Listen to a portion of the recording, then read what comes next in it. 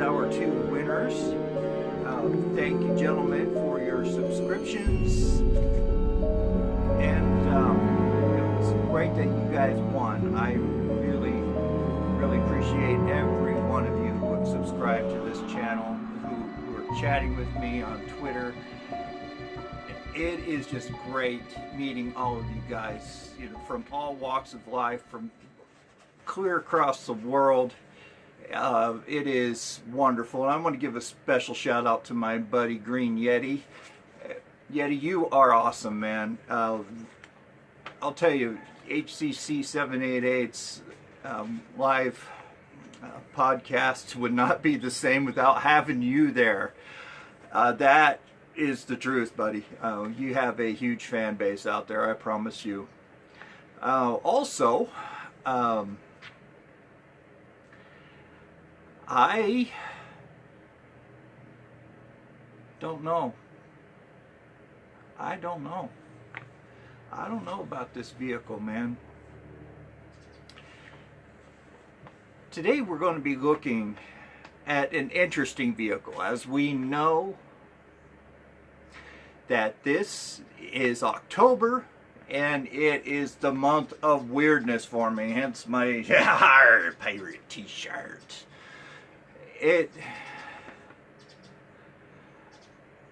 I just love this month. I mean, just everything about it. The fall leaves, the spookiness, the cool costumes in Halloween stores that are around, all the pumpkin spice everything, which is kind of going crazy, pumpkin spice everything out there almost, and special release cereals, like the Monster cereals, Count Chocula, Boo Berry, Frankenberry. I wait all year for those to come out, and it brings back great memories when I was a kid, and also it's just a way to celebrate. So, getting back to the weirdness of G.I. Joe, we're looking at the 1990 Overlord and his vehicle, the Dictator.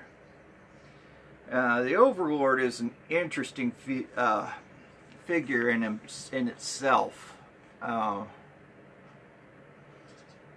He absolutely does not look like G.I. Joe. From G.I. Joe, but from 1987 on, it just got weird. They got really creative, and as you guys know, I've said this many a time, that I like the weird aspect of G.I. Joe. I like the underdogs, and it inspires creativity in me. And then there are others out there who really love the military side of G.I. Joe, and that's all they wanted was the military play factor, and I agree, it is great. And 1987 killed G.I. Joe for some people, especially after the release of the G.I. Joe movie, which I love, which I love. That movie was so cool. I remember when I saw that on TV, oh man, this is sweet, a G.I. Joe movie, a full hour, not 25 minutes or 20 minutes of G.I. Joe, 10 minutes worth of commercials selling G.I. Joe, and you get 20 minutes of the cartoon.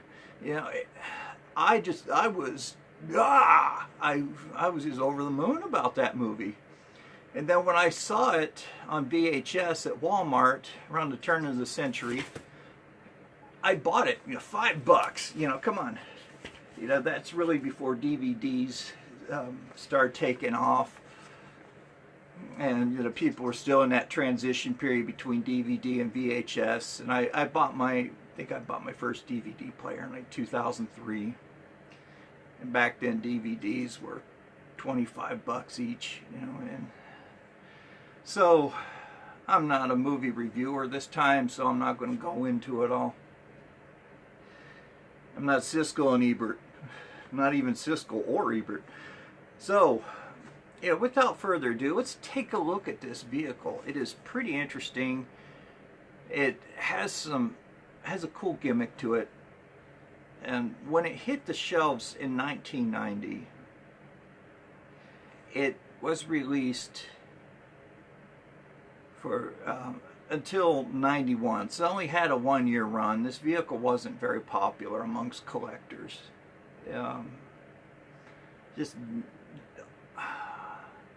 I think I overlooked it. I saw the commercial for it and was like, who is this Overlord dude? It was kind of confusing. It's like, is he trying to overthrow Cobra Commander? Is he a new faction like the Iron Grenadiers? You know, what's going on? So it was confusing to me, and I thought the vehicle, where the action figure sucked, so I didn't, of course, get the vehicle. It hit the shelves. It was $7.99. And I downloaded a really cool picture of the box art from 3D Joe's. That is a great website. This is the first time I really looked at it on the computer. Most of the time I use my phone. So my phone doesn't upload a lot of stuff from 3D Joe's. But there's the box art to it. Sorry, it's in black and white. I'm running out of color ink. This one is from KB Toys, and it was marked down from $7.99 to $3.99. So there's the file card, which I don't have, so I'll be reading that. And here's the back of the box. There we go. This vehicle's pretty interesting, so let's go ahead and take a look at this vehicle and see what all the hoopla is about. Alrighty, here he is, and here is. Boy, I am speaking some proper English today, I'll tell you.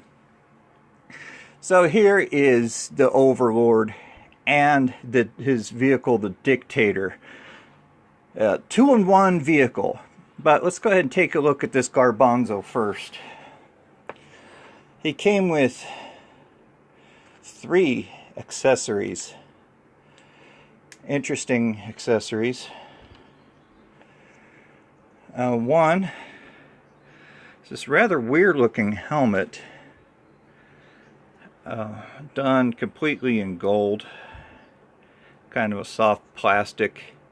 It has a nice little, oh sorry about that guys, nice little ridge pattern on the back, almost samurai looking helmet, almost. Some little, looks like some a ridge with a diamond pattern on it. Then of course the distinctive feature, these wraparound, whatever you want to call them, that go on his head. Of course it goes on his head, it's a helmet, but those wrap around his mouth, I guess, kind of give him a fang looking or menacing looking appearance. And then he came with two claws, and these were meant to, according to the picture, they wanted them to expand out to the box art, which I'll show you again here. Yeah, right here on the figure you can see the claw was, that was the intention behind the claw, but the technology wasn't there for it to spring out. This is done to look like a dragon's foot, I guess, or bird talons, and they're interesting. I mean, they clip onto his wrists, and they stay on there really well. You know, it's more of a ninja weapon than it is for Overlord, for a regular combatant. His pants are made of gold. I apologize, it is an overcast day today, and I use ambient lighting. His pants are gold, made out of this gold plastic, which you get the gold plastic syndrome, so be careful with that. It does become brittle. It has these 3 black pads going down. He has a pseudo knee pad here. Looked like it was intended to be part of the boot, and that's done up in that rub-off gold paint. He has these nice boots, and they have buckles that latch on the back there. He has a textured waist piece that looks to be like scales. His belt has a buckle on it. There we go. Has a buckle on it, kind of in the shape of his talons. And the belt wraps all the way around. Of course, he has a date stamp on his tuchus.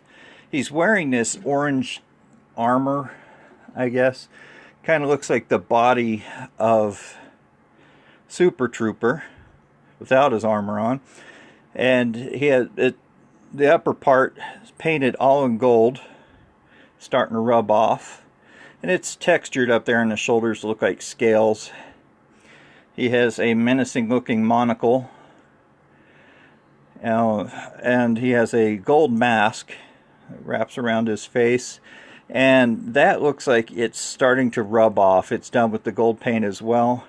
Nice receding hairline with the widow's peak. This is what my hair looked like back in the 90s. So that was pretty proper back then, I think. And, you know, black hair, black gloves. So let's go ahead and take a look at the vehicle. Now, this is an interesting vehicle. I like it. The vehicle by itself is awesome.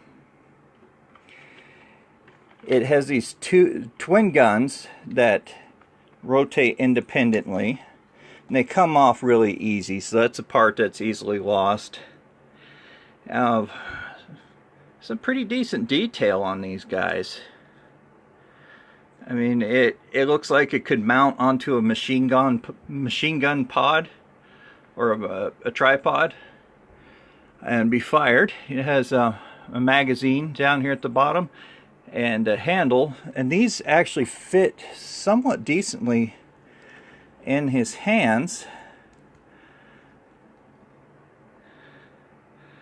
I mean, you had to put them on sideways and then rotate it around, but I really wouldn't recommend that. You can break the thumb off on him, and he's expensive. When I get to my favorite segment, I'll cover that. Comes, woo, knocking down my background. Comes with 2 detachable missiles. They are identical, not reminiscent to any real world missile. Has these, I'll get my light around here again, sorry guys. Has some teeth on the tail fin. One reads danger, it has an arrow pointing which direction it shoots for those Cobra minion who are lacking in the IQ department. Alright, and the vehicle folds up into this weird attack position.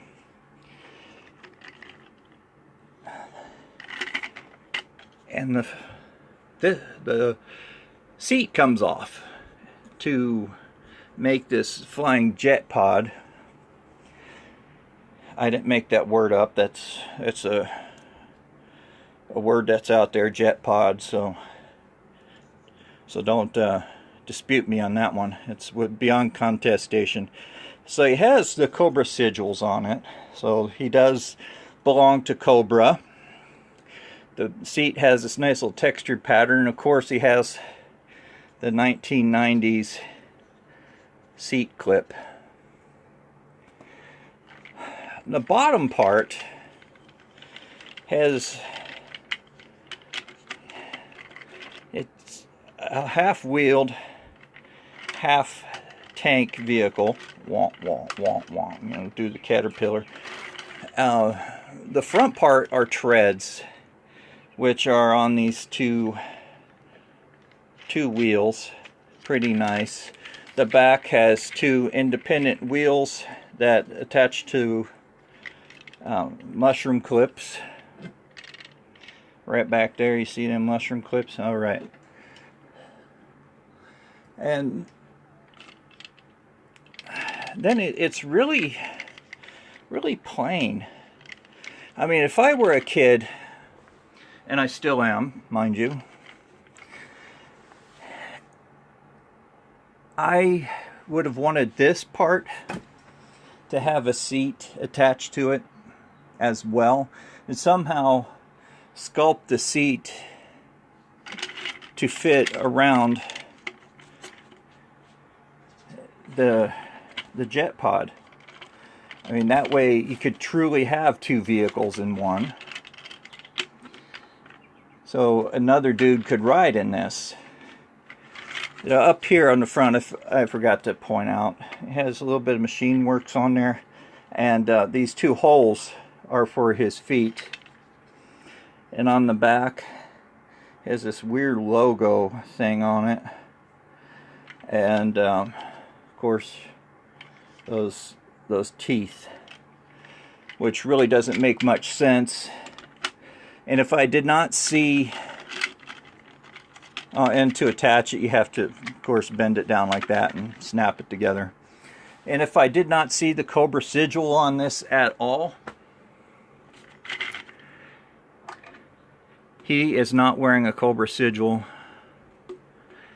And I was buying this on the aftermarket, I would not know that this guy is G.I. Joe. I absolutely would not. Now, having collected G.I. Joe, of course, you know, I have that, I know sort of what to look for. I'm not an expert on it, but many companies have copied the dumbbell shape attachments to the missiles, and they use similar plastic. So get that hook back on there. And you know, the missiles are made out of soft plastic, and so are the guns. So yeah, really, I would not know that this together was G.I. Joe. I would really, you know, in all honesty, would think that this was a space figure. He looks like that. He looks like a villain from a 60s or 80s low-budget sci-fi flick. That is my honest opinion about this guy. I mean, I'm not really impressed with him as being G.I. Joe. He is definitely, the figure is bottom shelf. He's not under the bottom shelf, but he is a bottom shelf figure for me. Yeah, he has a great paint scheme going on, but other than that, you know, I do like the gold on the burnt orange, but his accessories really don't make sense to me. The helmet, of course, you know, it's weird. But the vehicle, I will give that a top shelf design,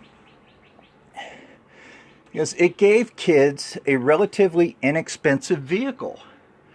And what kid would not like a detachable pod? I would have played with this mostly and sat this to the side, man. I loved anything that flew. I mean, he's a pain in the butt to get in there. I mean, almost have to take off the guns, then snap him into the seat. But when he's flying his pod, his feet are hanging down. And to get him on there, you have to put his feet in there and attach him. And that's how I have it displayed, because he is such a pain in the butt to get in there. I had to practice a few times for this review so it would go somewhat smoothly. Because after I bought it, I put them together and left them as is, put them up on the shelf. I wish you guys could hear what's going on outside. We have some wild geese out there. It's pretty cool. And I thought that was weird. Arizona has geese. I always took them as being a Midwest to East Coast kind of animal, but no, we have geese and ducks out here too. So his file card reads in the upper left-hand corner: Overlord, Dictator driver. Rising up from the ranks of Cobra's elite legions, the Overlord is a power-hungry authoritarian bent on becoming Cobra's supreme leader. Say that in one breath like I just did. A supreme ruler, sorry. Okay, this is where that explains why he's Cobra-esque looking. He is a diabolical individual who expects nothing less than the complete obedience of his troops. What troops did he have? Another good question. Were they really intending for him to be a sub-team but decided not to make him into a sub-team? Very good question. If anybody knows, please let me know down in the comments. Let me know what your opinion is on that. At this point in time, he is the only one with enough strength and charisma to unite all the sinister personalities within Cobra's hierarchy to form a more dangerous, more vicious Cobra than ever. Okay, so is he planning to overthrow Cobra Commander? You know, hence the name Overlord? Very good question, I think, because I made it up. Oh. All right, bottom paragraph. I'm sure this is a quote from himself. As far as we can ascertain, the Overlord was a high-ranking officer of the feared Crimson Guard, now planning to seize control of both Cobra organization and its expanded treasury. Pardon me. Of course, like any corrupt politician, he cloaked his own backroom dealings with improprieties with a platform of reform, righteous indignation, and a return to traditional values, Cobra values. Alright, so this is really throwing out a lot of questions for me. Better view of me shirt. Arr. Alright, so this file card answered a lot of questions for me, and proposed more. Like I said, when I first saw the commercials, I was really confused about this Overlord. It was around the time the Iron Grenadiers were out, and I thought, are they trying to create another team of bad guys? He wasn't a part of the Cobra Civil War. It was late last night. I was combing through my comics. Didn't see anything about him, at least in the comics that I have. As far as I could tell from 3D Joe's and yojo.com, he only had limited media appearances, which consisted of a commercial and I lost the paperwork. Sorry about that. A commercial and trading cards. Oh yeah, he wasn't a comic. I just didn't have the comics. Pardon me. I should have gone through my notes a little bit better. Dilly dilly! Sorry, I had to do that. So, back to the subject at hand. Like I said, I was confused. Did the Overlord try to well, of course he tried to overthrow Cobra, but was Hasbro trying to set him up as another faction? Were they going to have plans to create more G.I. Joes to fit with the Overlord, with his minions? I don't know. I mean, there were some really weird figures that had come out in the 90s and nobody could really tell, you know, was this meant to be Cobra or was it meant to be G.I. Joe? Some of it looked Cobra, and, you know, but they said it's G.I. Joe and vice versa. But this left me more questions than answers. But the file card did clear it up a little bit for me. And when I first purchased this, I had to purchase the vehicle and the driver separately. Got them relatively cheap at that time. I think I paid $5.99 for the vehicle and $12 for the figure complete without the file card. But that's different now. Price gouging. Okay. So I had to read his file card because I had no idea who this Dictator guy was. I just remember the commercial where he's sitting in his hover pod and Sergeant Slaughter appears in a screen in the background and he rotates around and he's cussing, you know, swinging the scepter, which he didn't come with, and he's threatening Sergeant Slaughter, and there's some banter going on back and forth, and then it was one of the commercials from the Nobody Beats G.I. Joe series of commercials, and that's what it's called, from what I can tell on YouTube, that it's the Nobody Beats G.I. Joe jingle to it. Alright, so this Overlord, he's a confusing mook. He has a great vehicle, and I really don't know about this guy. There's just so much I need to learn. If you guys know what issues he showed up in the comics, let me know, and I will buy those issues because there's just too many questions that are vexing me about this. Okay, so here comes my favorite segment, the aftermarket. Dun dun dun.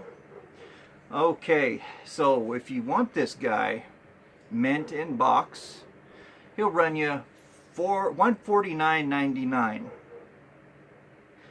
Okay, and there's one out there that is mint in box, comes with one complete loose vehicle and driver for $179.99. There's another one, $39.95 with the box. It means you'll get the file card with him, and you get two drivers. How about that? $39.95. I think that's a fairly decent deal. I mean, you get two of these cool vehicles, and one you could use for the Overlord, one you could customize, or one you could use for another Cobra action figure. That's cool. Oh, this vehicle is so awesome. The more I look at it, the more I like the vehicle. You know, the driver, they throw him out, put him with Flash Gordon or something. Now, the figure alone, he came complete, $13.99 to $20. Okay, no, that's okay. You know, seeing that I paid a lot less.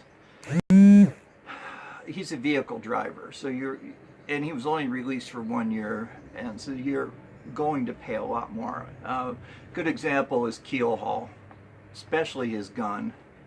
Keelhaul came with this huge vehicle, the biggest in toy history, 7 feet long, I stand 6'6", so this sucker was 6 inches longer than I am when I lay down. So when my daughter wanted to play with the USS Flag, I laid down on the floor and she put the vehicles on me, used me for an aircraft carrier, and I had to make all kinds of weird battle sounds. No, just kidding. Just kidding. Oh, I just thought I'd throw some quirky humor into it, you know, feeling goofy. Weather's nice. I mean, that brings out the goofiness in me. It's overcast. It's cooling down right now. At 11:44, it is 69 degrees. This is the record low for Arizona. This is the coldest October we've had in history of this state. That is nice. I like that.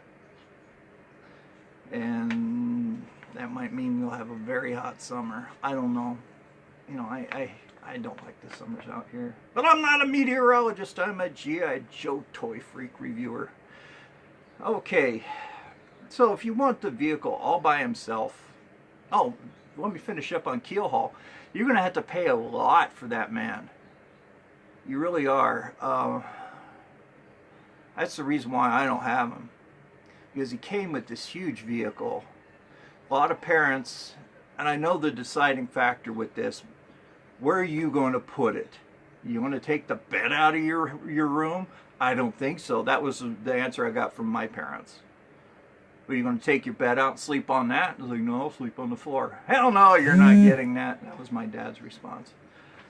And the price, you know, they justified higher prices for Christmas. And I think they saved up all year to give us kids a good Christmas. At least tried. You know, we had 5 kids in the family. And they did a good job. For what we had, they did good. They really did. So, that would be part of the reason why Keelhaul is so expensive, because he came with a vehicle that not too many people had.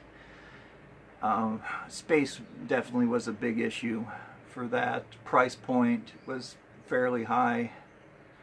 I don't know what it sold for back then, and I just know what it's selling for these days. You know, you're looking at 5 figures for him, at least $1,200 or more for the complete Flag. So I don't have Keelhaul, and I don't plan on getting him anytime soon. He's the only one that's stopping me from completing my 85 series of action figures alone, not the vehicles. So anyway, the vehicle alone, excuse me, is $10 to $12.99. That is a complete vehicle. A bare bones vehicle, when I say bare bones, I mean it's missing its accessories, it's missing the guns and the missiles, which are fairly cheap to replace, by the way. $6 for that. Nothing wrong with the vehicle at all, but $6. And for this, yeah, I would say go for it, because you could complete the vehicle, not including shipping, for about $12 to $15. So yeah, $6. I would definitely spring on that again. So the accessories by themselves, the missiles range anywhere from $1.99 to $2.95.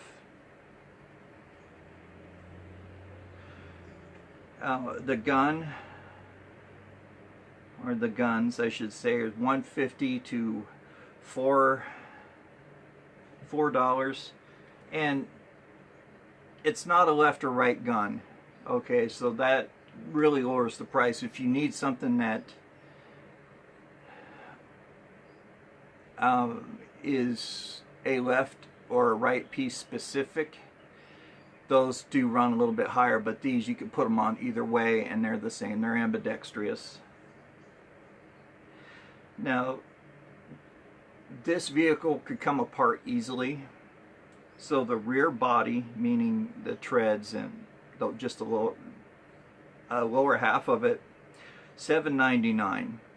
The engine by itself, $1.99, or $1, sorry. The body, meaning the jet pod, don't dispute that word, $1.99. His file card is $5.99, and that comes from Greece. I did not see any of his accessories out there on eBay right now. I checked the prices right before I shot this video. Unless somebody uploaded between now and then and now I should say, I didn't see any. But I would suspect that they would be a little bit higher. And his claws are ambidextrous, so you don't have to worry about buying a left or right claw. And the helmet is just dorky. I'm sorry. It looks way too outer space villain for me, for my liking. Just that figure alone is a very outer space looking villain. Like I said, he could fit in with Flash Gordon. Reminds me of General Ming in a way. So there you have it, guys. A very confusing faction of Cobra. You know, did Cobra Commander whack him out in the comics just to keep him from rising to complete power? To complete Cobra from to prevent Cobra from falling apart? Because they did have the Cobra Civil War, hence the Iron Grenadiers. Poor Baroness was torn between love and loyalty. Destra wanted to get away from Cobra Commander because he was a quote-unquote world-class buffoon. That's why they created Serpentor. And I think that was, Cobra Commander would, he would retreat and all, we know behind all that, but he was just a cool action figure. So why in the 90s did they throw this Overlord at us and confuse us? And I think that's why they only gave him a 1-year run. Because they had to recoup their costs from this. It may have just been an idea that disintegrated with them. So they gave him a 1-year run to recoup the costs, and I hope maybe they did. And it's not, like I said, it's not a real popular vehicle. You can find it complete and relatively inexpensive, I guess. I got it relatively inexpensive. The vehicle complete. So yeah, I that's why he's in this month. He's just weird, just a weird action figure, and he definitely fits in with the weirdness of Cobra and weirdness of Hasbro and G.I. Joe. So thank you guys very much for tuning in. Please be sure to check me out on Coffee. Leave me a tip, one-time tip if you so choose. Also check me out on Patreon. All this will be down in the description. Any dollar amount will help to keep this channel running. I'm up to 107 subscribers, and I am just elated by that. YouTube sent me a nice congratulatory message and gave me a link to download my video, or download that announcement onto social media, and which was done even though I had already made the announcement. I didn't know that Hasbro, have that on the brain, that YouTube did that, and it was very nice. So yes, please visit those two pages. Leave me a tip and contribute to Patreon. All my patrons will definitely be included in an exclusive patron giveaway, Okay, so those are going to be a little bit more special vehicles, special action figures.